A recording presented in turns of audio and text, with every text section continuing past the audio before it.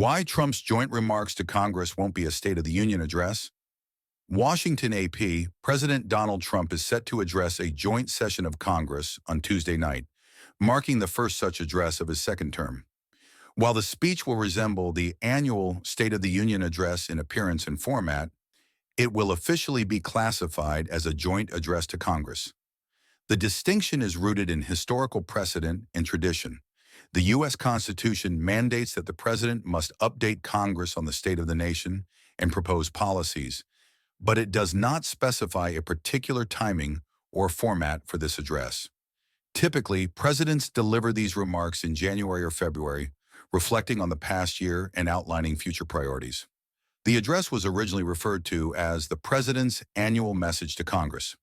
It wasn't until 1934 that President Franklin D. Roosevelt began calling it the Annual Message to Congress on the State of the Union. The practice of delivering a joint address to Congress instead of a formal State of the Union address during a president's first year in office dates back to Ronald Reagan. In 1981, Reagan's speech was titled Address Before a Joint Session of the Congress on the Program for Economic Recovery, according to the American Presidency Project at the University of California, Santa Barbara.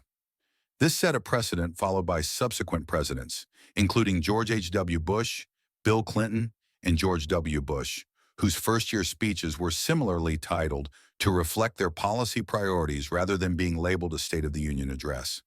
Despite the different terminology, these initial joint addresses hold significant weight, similar to formal State of the Union speeches. They provide the president an opportunity to present their administration's legislative agenda and vision for the nation. As with the State of the Union, the opposing political party will deliver a televised response.